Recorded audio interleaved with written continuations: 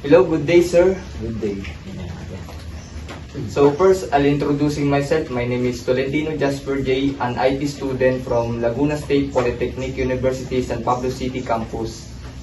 So, sir, can I get your name, your company name, and your position to the company? Ako lang. By the way, I'm Christian Barion. Ang company ko is Docosin. And then, ang position ko is Telesales Agent.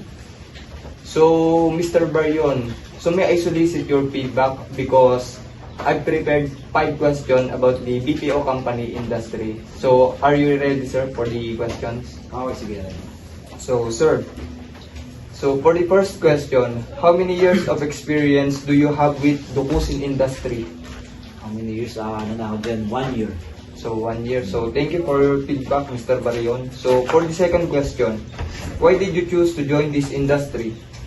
Kaya nag-join din sa industry kasi gusto ko matry yung life sa BPO, kung paano nagka-function yung trabaho, even graveyard. Hindi ko pa kasi siya na-experience before, kaya gusto ko siya magsubukan. Okay, sir. Thank you. So, for the third question, what do you like the most in being connected with your current employer? Sa incentives tsaka bonus. Kaya pag yun yung titignan mo. Kasi yung starting niya is malitan talaga, like 18K. Doon ko na pabawas sa mga bonus, mga incentives. Okay, sir. Thank you. So, for the fourth question, how do you see your company contributing to this community or municipality or city? Yung company niya contribute. Saan siya? Nagko-contribute siya sa like halimbawa high school grad ka or undergrad. Pwede ka magtrabaho sa kanila. Nag-offer sila opportunity na makapagtrabaho sa kanila. Even kahit hindi ka graduate, undergrad, makapagtrabaho sa kanila. So, thank you, sir.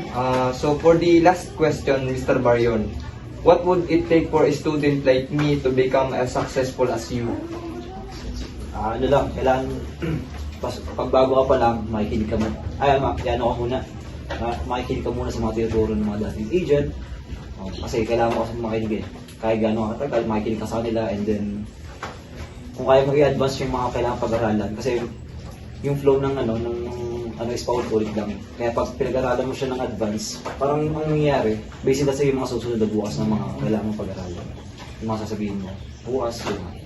So, Mr. Baryon, thank you for your time and thoughtful responses to all questions. So, thank you, sir. Salamat. Have a good day.